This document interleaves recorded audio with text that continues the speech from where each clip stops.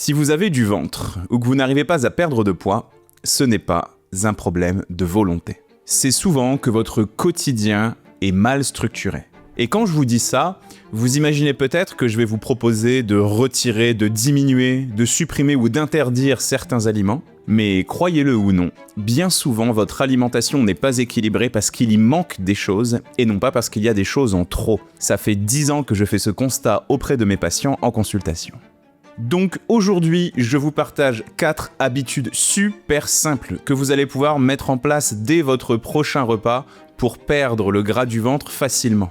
Pas un régime, pas une liste d'aliments interdits, pas un plan alimentaire restrictif, mais des choses simples, logiques et prouvées par la science. Et puis restez bien jusqu'à la fin, parce que vous allez voir que la 3e habitude peut vraiment faire la différence à elle seule. Première habitude pour perdre le gras du ventre facilement. Je vous conseille très vivement, tous les jours de l'année, de manger une portion de légumes, soit le midi ou soit le soir, qui est crue et dans laquelle vous allez systématiquement faire une vinaigrette faite maison avec une huile de qualité, un vinaigre de qualité et des épices et aromates. Quelques petites précisions. Pour l'huile, j'en parle très souvent sur cette chaîne. Désolé si je me répète, mais il y a un top 5 des huiles à ne jamais cuire par contre, qui vont être parfaites pour vos vinaigrettes. L'huile de lin, l'huile de noix et l'huile de colza. C'est les plus faciles à trouver, c'est celles dont le goût vous plaira le plus, sont aussi les moins chères. Et à cette liste s'ajoute l'huile de chanvre et l'huile de cameline, avec des goûts beaucoup plus forts, des prix beaucoup plus élevés aussi. Le mieux, notamment si vous pouvez vous le permettre d'un point de vue budget, c'est de varier entre toutes ces huiles. Au niveau du vinaigre, première chose, faites attention à ce que sur la bouteille, ce soit bien écrit vinaigre et pas un autre mot. Par exemple, il existe dans nos rayons des choses qui s'appellent du velours balsamique. Du velours, c'est pas du vinaigre. Et en fait, dans ce genre de produit, il y a une quantité phénoménale de sucre. Ensuite, si vous pouvez faire cet effort, vraiment, votre poids, votre santé vous diront merci. Le meilleur vinaigre possible, c'est le vinaigre de cidre dans lequel il y a encore la mer. La mer, c'est une espèce de petite peau qui fait que vous pouvez rajouter notamment du vin dans le vinaigre de vin pour que tout ça se transforme en vinaigre avec le temps. Regardez sur internet, il y a plein de marques qui font ça. Regardez autour de vous si vous trouvez des boutiques bio. Oui, c'est un effort que je vous demande, de recherche, d'organisation, peut-être de budget. Mais quand vous mangez comme ça un aliment presque tous les jours de l'année, ça peut être intéressant de faire cet effort sur la qualité. Sinon, vous variez. Vinaigre de cidre, vinaigre de framboise, vinaigre balsamique, bref. Variez les plaisirs et surtout, écoutez vos goûts, c'est important. 3e chose intéressante ici, bien évidemment, ça va être les légumes. Des légumes crus, si possible locaux, de saison et bio ou issus d'une agriculture raisonnée, mais dans cet ordre. Acheter du bio à la mauvaise saison qui vient de l'autre bout du monde, ça n'a aucun sens.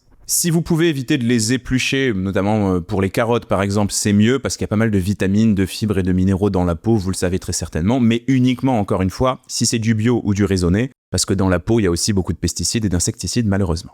En été, c'est assez simple. Il y a tout un tas de légumes de saison qu'on a envie de manger en salade, ne serait-ce que les tomates ou le poivron par exemple. Pour le printemps et pour l'hiver, pensez à des choses comme les asperges, les endives, les choux, les salades qui sont de saison ou encore les carottes râpées, voire les radis qui eux sont de saison presque toute l'année. Radis roses aux périodes les plus chaudes, radis noirs plutôt en hiver. Et enfin, 4e élément, ce sont les épices et les aromates. Ici, j'en parle encore une fois assez souvent, ce que je vous recommande, c'est d'utiliser une épice de votre choix et une herbe aromatique de votre choix systématiquement. Vous mettez ce que vous voulez, peu importe. L'idée ici, c'est encore une fois de varier les plaisirs, d'écouter les goûts et d'avoir comme ça un petit roulement qui se fait. Moi, je vous conseille par exemple de toujours avoir un peu de poivre, un peu de curcuma, un peu de curry, un peu de cumin en poudre, un peu de piment par exemple si vous aimez ça dans vos placards et d'avoir ce petit roulement. Et puis, si vous êtes en maison, avoir un petit coin de potager pour avoir un peu d'aromates, ça peut être intéressant. Si vous êtes en appartement, vous pouvez acheter des potagers d'intérieur ou des petites choses qu'on met sur le rebord des fenêtres pour avoir un peu de persil, un peu de basilic, un peu de thym, un peu d'origan, un peu d'aneth, bref, vous avez compris la logique. En fait, ce qui est intéressant avec cette astuce, c'est que premièrement, vous allez avoir des fibres, grâce notamment aux légumes et un petit peu aussi grâce aux herbes aromatiques. À ça, on va avoir des probiotiques, c'est-à-dire des bonnes bactéries qu'on va retrouver dans le vinaigre, qui vont prendre soin de toutes les petites bactéries qui vivent dans vos intestins et qui, si elles ne sont pas équilibrées, peuvent augmenter vos envies de sucre et augmenter aussi l'inflammation de votre ventre et en fait vous donner du bide. Dans les huiles de qualité, on va retrouver des oméga 3, encore une fois des molécules anti-inflammatoires qui vont permettre à votre ventre de dégonfler s'il est inflammé. Et puis dans les herbes aromatiques et les épices, on va retrouver des molécules antioxydantes et anti-inflammatoires qui, elles, vont réparer votre corps, éviter que vous tombiez malade, vous protéger des maladies, mais encore une fois, faciliter aussi la perte de poids si c'est quelque chose que vous recherchez. Dernière précision par rapport à ça, il n'y a aucun problème pour que vous fassiez des gros saladiers de salade ou de crudité, aucun souci. Par contre, je vous conseille très vivement de faire la vinaigrette le jour J. Évitez les vinaigrettes qu'on met dans la porte du frigo pendant 2 ou 3 jours. C'est quelque chose de très très fragile, une vinaigrette, et le froid, mais aussi la lumière et l'oxygène, va détruire au fil du temps une grande partie des composés qui nous intéressent ici. Deuxième habitude pour perdre le gras du ventre. Faites en sorte d'avoir chez vous une liste de 5 à 10 recettes grand maximum pour les moments où vous avez besoin de cuisiner quelque chose super rapidement.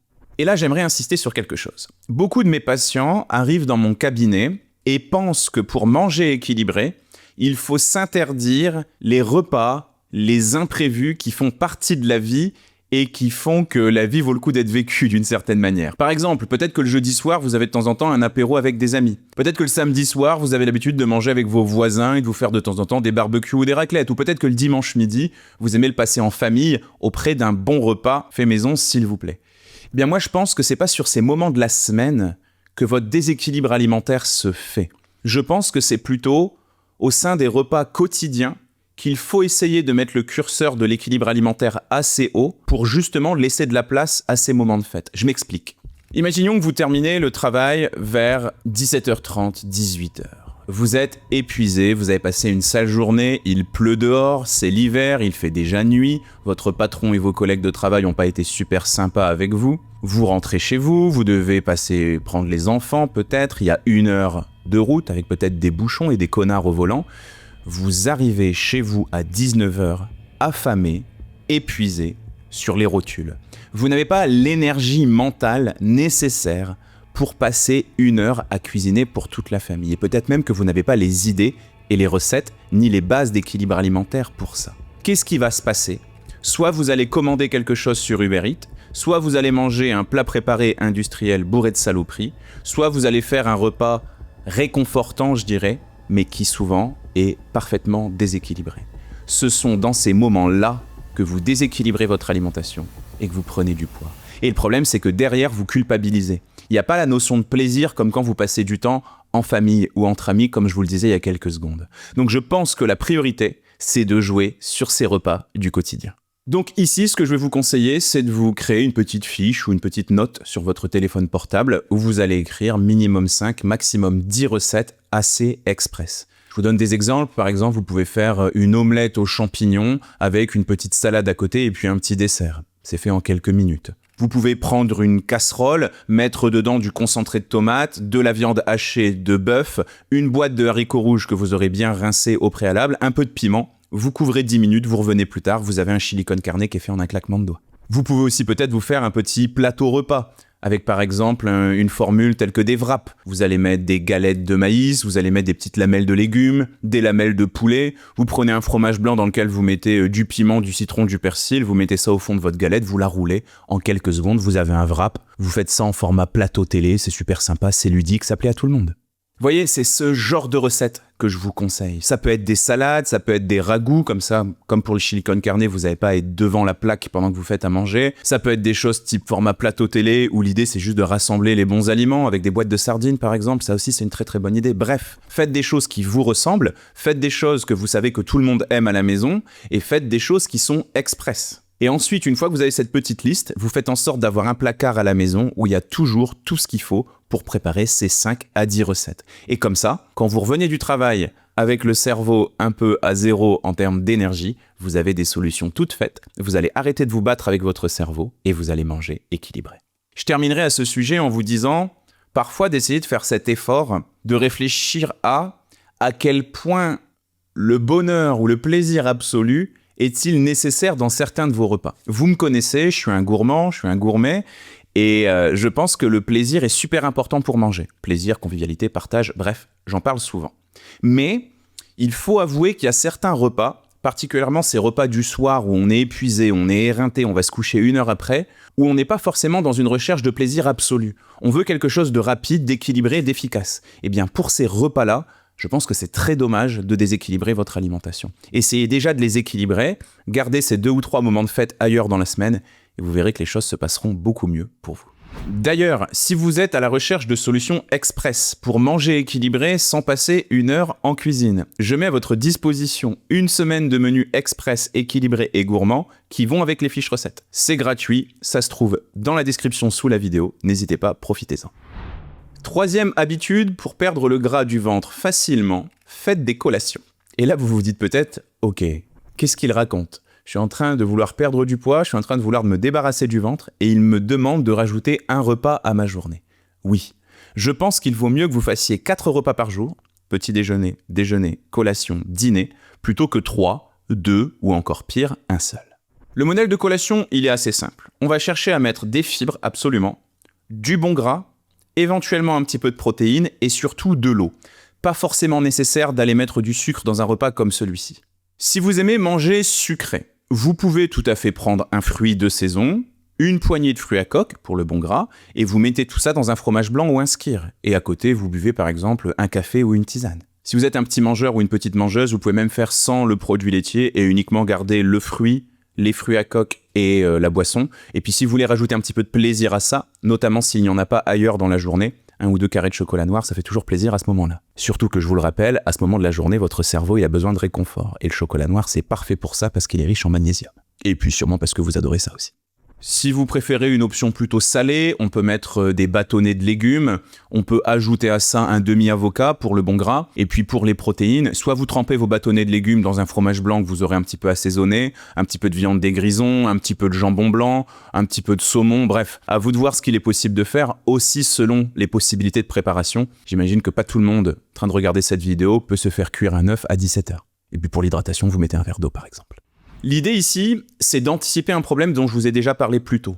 Le fait de rentrer chez vous le soir, affamé, épuisé et à court d'idées ou de motivation pour cuisiner.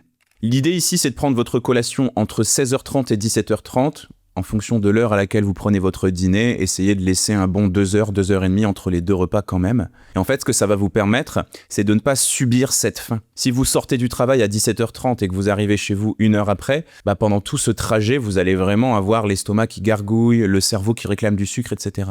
Non, arrêtez de vous battre contre vous-même. Votre corps a faim, il faut donc manger en réponse. C'est la seule réponse qui compte. J'ai faim, je mange. J'ai faim, je bois de l'eau pour couper la faim, ça sert à rien. J'ai faim, je serre les dents ou je prends un chewing-gum pour oublier que j'ai faim, ça sert à rien. Vous déplacez le problème. Ne vous mettez pas en opposition avec les messages que votre cerveau et votre estomac vous envoient. Je le répète, vous avez faim, vous mangez. Ici, ce qui va être intéressant aussi, c'est que comme vous n'allez pas arriver au dîner affamé, vous allez pouvoir faire des choix qui sont plus raisonnables. Vous allez pouvoir manger plus léger au dîner. Et ça, c'est une bonne chose parce que vous allez mieux dormir. Comme votre estomac est moins plein, vous allez reposer votre système digestif et vous serez beaucoup plus reposé. Et ça, c'est une bonne chose parce que si vous êtes plus reposé, vous avez moins besoin d'énergie dont vous manqueriez après une mauvaise nuit et donc vous allez moins réclamer de sucre, encore une fois. Et puis, même si je pense que le jeûne intermittent n'est pas une bonne idée, en tout cas sur du moyen ou du long terme, faire ça, ça peut vous permettre de mettre votre système digestif au repos pendant une bonne dizaine, voire une douzaine d'heures. Par exemple, vous mangez relativement léger le soir vers 19h30 et vous ne remangez pas jusqu'au lendemain 7h30. Ça, pour le coup, je pense que ça peut être plutôt pas mal. Encore une fois, pour limiter l'inflammation dans votre système digestif en lui permettant de se reposer plutôt que de passer toute la nuit à digérer, vous l'aurez compris. 4e et dernière habitude que je vous conseille pour perdre le gras du ventre, c'est de placer des bouteilles d'eau de façon stratégique chez vous pour vous aider à boire assez. Et ouais, l'alimentation est super importante, vous le savez, il faut qu'elle soit équilibrée. Mais il y a plein de choses à dire sur l'alimentation. Mais l'hydratation, c'est au moins aussi important. Mais le truc, c'est qu'il n'y a pas des centaines de choses à dire à son sujet. Il faut juste boire suffisamment tous les jours, environ 1,5 litre d'eau. Donc finalement, on en parle moins, il n'y a pas de raison pour moi d'en faire des dizaines et des dizaines de vidéos comme sur l'alimentation. Mais s'il vous plaît, ne négligez surtout pas ça. Votre corps ne peut pas bien fonctionner, votre perte de poids potentielle ne peut pas bien se passer si vous ne buvez pas suffisamment. C'est impossible.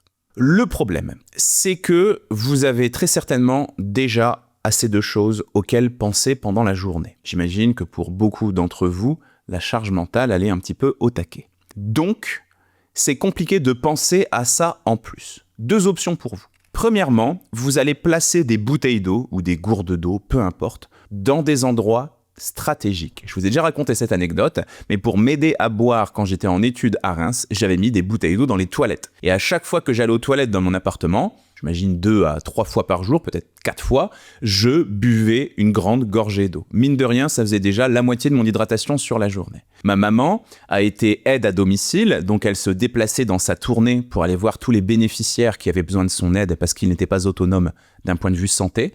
Je lui conseillais de mettre une bouteille d'eau sur le siège passager de sa voiture. Et à chaque fois qu'elle sortait d'un bénéficiaire, elle buvait une grande gorgée d'eau. Bref, réfléchissez à votre journée, réfléchissez à l'architecture, je dirais, de votre lieu de travail ou de votre maison et essayez de voir comment vous pouvez semer des petits rappels comme cela. Deuxième option. Les habitudes sont beaucoup plus faciles à adopter et à garder dans le temps si elles sont par 2 minimum. Par exemple, quand vous êtes petit, on vous dit brosse-toi les dents, va faire pipi, mets ton pyjama et va au lit. Eh bien, je suis sûr que pour la plupart d'entre vous, 30 à 40 ans après, vous avez encore cette association d'habitudes qui se fait. Peut-être que vous en avez ajouté d'autres, tels que, je sais pas moi, du fil dentaire ou de la crème hydratante, peu importe. Mais le fait d'avoir comme ça un duo d'habitudes, ça fonctionne super bien pour votre cerveau. Eh bien, faites la même chose pour vous. Par exemple, si vous êtes prof, à chaque fois que la sonnerie retentit, vous buvez une grande gorgée d'eau. Si vous êtes thérapeute comme moi, à chaque fois que vous ramenez votre patient dans la salle d'attente après la consultation, vous retournez à votre bureau et vous buvez une grande gorgée d'eau. Encore une fois, à vous de voir, faites quelque chose qui vous ressemble. Bien, prenez du recul maintenant et regardez les 4 habitudes dont je viens de vous parler. J'ai pas dit de supprimer, de retirer quoi que ce soit. J'ai pas parlé de moins, d'interdit, de régime. Au contraire. J'ai en plus de ça fait en sorte de vous donner des habitudes qui s'ancrent facilement dans votre quotidien, que vous pouvez essayer dès demain. C'est typiquement la philosophie du Nutri-Scope. Mon but, c'est d'aider les adultes qui sont débordés à se réconcilier avec leur corps grâce à une méthode flexible qui s'installe facilement dans la vraie vie. Donc si ce genre de choses vous intéresse, n'hésitez pas à vous abonner à la chaîne. Vous pouvez aussi passer sur mon site internet pour découvrir mes programmes, lenutriscope.fr. Et puis je terminerai en vous disant que si vous voulez vous débarrasser du gras du ventre, j'ai aussi fait une vidéo sur les aliments qui le permettent. Je la remets juste ici, n'hésitez pas à aller voir ça. À bientôt. Salut.